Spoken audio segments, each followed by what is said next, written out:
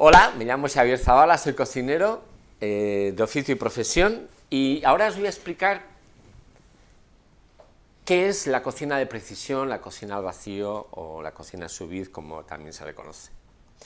Bueno, en primera instancia, en comparación a la cocina tradicional, esta cocina moderna, actual, o el interés que tenemos es de que efectivamente tengamos instrumentos con los cuales nosotros podamos controlar las condiciones, la atmósfera donde nosotros vamos a cocinar. ¿Eso qué significa? Que vamos a utilizar instrumentos o herramientas que nos den precisión. Con eso, ¿a qué me quiero referir? Que si nosotros hacemos un análisis de los elementos, vamos al supermercado, vamos a casa, compramos, ¿qué hacemos ahí? ¿Qué está pasando? Que el aire tiene oxígeno, ¿no? Está oxidando. Nosotros tenemos ejemplos claros. Abrimos una palta, la dejamos unos minutos y se empieza a ennegrecer. Pasa con muchas, la albahaca, pasa con la alcachofa. Nosotros pegamos un corte y se empieza a oxidar inmediatamente y así otras muchas cosas, ¿no? ¿Y cuál es la primera estrategia que esta cocina moderna empieza a definir, ¿no? Pucha, tenemos que cocinar en ausencia de oxígeno. Entonces, hemos llegado con nuestra bolsa porque vamos a preparar el almuerzo para el día de hoy, o vamos a ver qué puede pasar, para cuántos días podemos preparar el almuerzo, o qué estrategia podemos seguir con esta nueva técnica, y por eso voy a explicar desde el comienzo. Hemos ido al supermercado, vamos a comprar para los mismos periodos, un periodo de semanal, cada 10 días, quincenal, lo que sea y tal, y entonces llego a casa, limpio la mercadería, porciono la mercadería, lo introduzco en una bolsa de plástico y lo envaso al vacío. Entonces yo lo que estoy haciendo es evitando la oxidación por un lado, y por otro lado, esto me podría permitir conservar, darle mayor vida a los alimentos.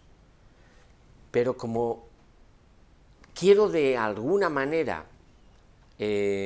contrarrestar esa pérdida que yo tengo en la cocina tradicional, que hemos visto en el capítulo anterior, de un porcentaje importante de la materia prima, porque el agua se ha evaporado, yo ahora lo que voy a pretender es cocinarlo.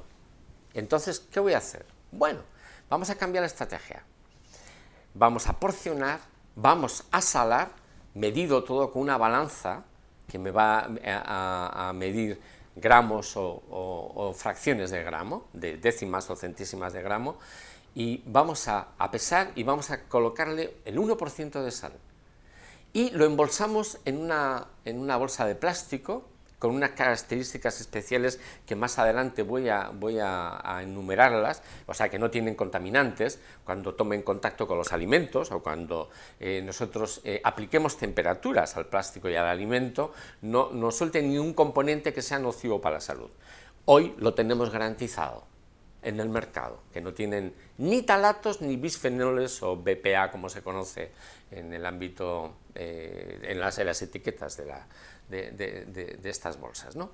Envasamos al vacío y ya podríamos empezar a cocinar. Envasamos todo, los vegetales, las proteínas, el pescado y tal, y podemos empezar ya a elaborar algo, pero no solamente vamos a cocinar para el día de hoy, porque si he comprado, ponte tú, yo qué sé, un pollo, he dividido las alas por un lado, las pechugas por otro, los muslos por otro, o sea, los trutos, los cortos, los largos, incluso lo puedo dividir y tal, y he embolsado con el 1% de sal. También me gusta la pimienta, pues bueno, pues la décima parte de la sal también, y podríamos meterla igual a algún otro componente, pero no tiene ningún sentido más, ¿no? O sea, sal y pimienta máximo.